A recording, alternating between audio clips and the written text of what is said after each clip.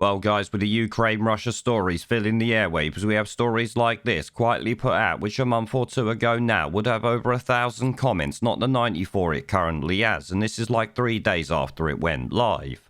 Here we have the SNP ignoring data privacy concerns when it launched the Jab Passport app it claimed would limit the spread, but actually did the opposite, which is pretty funny, I've gotta say. It seems though they knew it broke data protection laws from the start and just did it anyway because the laws are for us peasants, not the politicians, let's remember. Now obviously this should be the sort of thing that brings down the SNP, and actually did we not have them demanding Boris Johnson resign over breaking the law relating to Partygate while they openly break long-standing data protection laws themselves? In fact, where is Labour demanding the SNP government resigns over this one, I wonder? Oh yeah, missing like a fart in the wind as per bloody usual.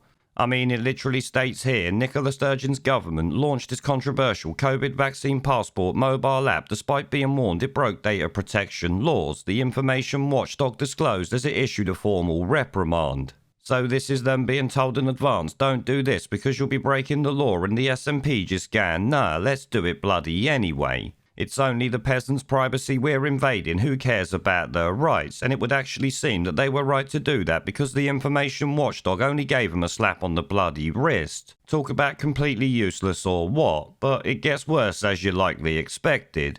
Here it says the Information Commissioner's Office raised concerns with the Scottish Government and NHS National Services Scotland after being provided with the app's details only 3 days before it launched. After reviewing the app at pace, the Commissioners raised several concerns with the SNP's Green Coalition, particularly an unlawful deal with the software developer to let it access users' passport pictures and details.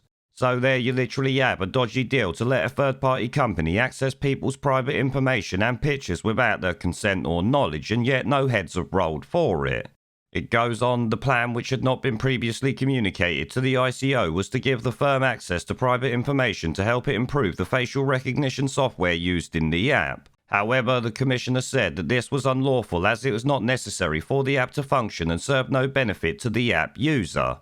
Although this was halted by the ICO's last-minute intervention, the Scottish Government ignored the Commissioner's demand that the app not be launched until wider concerns about potential non-compliance had been addressed. So there we have the good old facial recognition bollocks, which had no reason for being there, except of course to collect more data on people that they didn't know was happening. It's gotta be said that I see ploys to do this all the time, and I see many people falling for it literally every day. Clearly though, the SNP don't care if it's illegal or not, it would seem, and will just push it regardless because they want these sorts of systems in place, you can be bloody sure.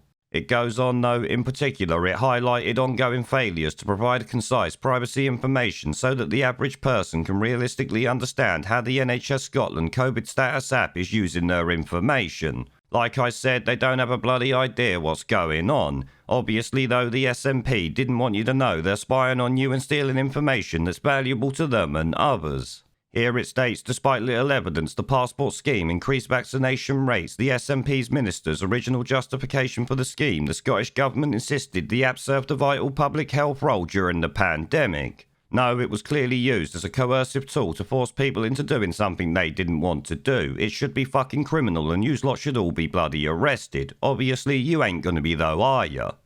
Here it says, an SNP spokesman said that the lessons would be learned for future work but failed to issue an apology to the Scottish public. Of course they bloody didn't. They don't care about the Scottish people and they think they're above them. They only care about themselves, their special interests and their puppet masters. As I've said before, this lot are a septic spot on the arse of humanity, and doing this shit here is just more proof of that. Though I've got to say, I bet the SNP are rather happy that this has come out during the old Russia-Ukraine shit show, because it was nicely buried by it. In fact, it makes you wonder what else has been buried over the last couple of weeks.